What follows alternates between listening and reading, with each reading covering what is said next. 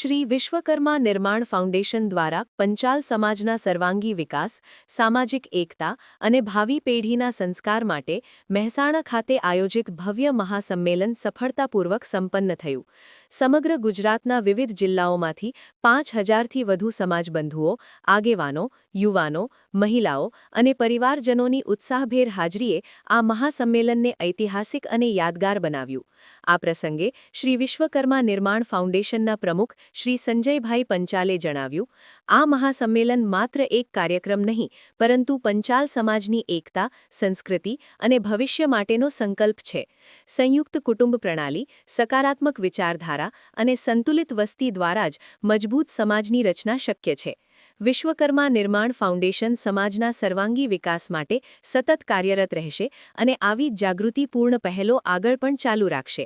મહાસંમેલનમાં ધર્મ, સંસ્કૃતિ, સમાજ અને પરંપરાના સંરક્ષણ પર વિશેષ ભાર મૂકવામાં આવ્યો. સમાજ સામે ઊભા મુખ્ય પ્રશ્નો જેમ કે વસ્તી ઘટવાની ચિંતા, સંયુક્ત કુટુંબ પ્રણાલીની મજબૂતી અને યુવા પેઢીમાં સંસ્કાર તથા નૈતિક મૂલ્યોના વિકાસ અંગે વિસ્તૃત વિચાર વિમર્શ કરવામાં આવ્યો.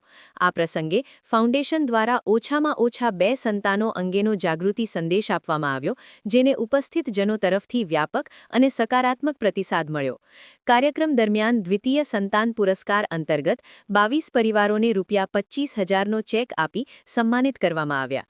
સાથે જ 10 વર્ષથી વધુ સમયથી સંયુક્ત કુટુંબમાં રહી સમાજને એકતાનો ઉત્તમ દાખલો પૂરો પાડતી 180 મહિલાઓનું વિશેષ સન્માન કરવામાં આવ્યું, જેને ઉપસ્થિત સૌએ ભાવભર્યા તાળીઓથી વધાવ્યું. મહાસંમેલનમાં નાટક, નૃત્ય, સંગીત સહિતના રંગારંગ સાંસ્કૃતિક કાર્યક્રમોએ ઉપસ્થિતોને મંત્રમુગ્ધ કર્યા, જ્યારે યુવા યુવતીઓ માટે યોજાયેલ પરિચય મેળાએ સમાજમાં યોગ્ય જોડાણ અને સંબંધોની નવી દિશા ખોલી. આ સાથે લકી ડ્રો અને સામૂહિક ભોજન વ્યવસ્થાએ કાર્યક્રમને વધુ આકર્ષક બનાવ્યો. ફાઉન્ડેશનના પ્રતિનિધિઓએ ઉમેર્યું કે આ મહાસંમેલન સમાજમાં જાગૃતિ, એકતા અને સકારાત્મક દ્રષ્ટિકોણ મજબૂત કરવામાં મહત્વપૂર્ણ માઇલસ્ટોન સાબિત થયું છે. ભવિષ્યમાં પણ સમાજહિતકારી, સંસ્કાર પ્રેરક અને એકતાવર્ધક કાર્યક્રમો સતત યોજવામાં આવશે તેવી પ્રતિબદ્ધતા વ્યક્ત કરવામાં આવી. સંજય જયંતિલાલ પંચાલ, શ્રી વિશ્વકર્મા નિર્માણ ફાઉન્ડેશનનો ફાઉન્ડર એન્ડ પ્રેસિડેન્ટ. સંજયભાઈ, આજે એક કાર્યક્રમ રાખવામાં આ કાર્યક્રમ એવો છે કે અમારા પંચાલ સમાજમાં લગભગ 50% ઉપર દંપતીઓને બીજું બાળક હોતું નથી. એટલે બીજું બાળક ના હોવાના કારણે ભવિષ્યમાં એ જ માતા પિતાને શું તકલીફ પડશે એ અંગે અમે એમને જાગૃત કરીએ છીએ.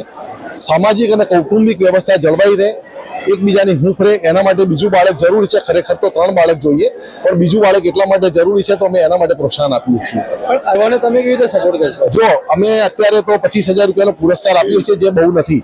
ભવિષ્યમાં બી અમે એવું વિચારીએ છીએ કે આ ફંડ મોટું થાય તો દર 5 વર્ષે અમે એમને કંઈક આપીએ. પણ એ છતાં બી અમે એવું માર્ક કર્યું છે, અમારો જે સર્વે છે એવું કહે છે કે ભણવા માટે કે એના માટે બહુ ખર્ચો લાગતો નથી. લોકો પોતાના મોશોક પાછળ દંપતીઓ બહુ ખર્ચા કરે છે. ખાવા પીવામાં, હરવા ફરવામાં, વેકેશનોમાં જે ખર્ચા કરે છે એની સામે એક બાળક પાળવાનો ખર્ચ મહિને 1000-2000 રૂપિયાથી વધુ હોતો નથી. એટલા માટે એવું કંઈ અમે સમજતા નથી.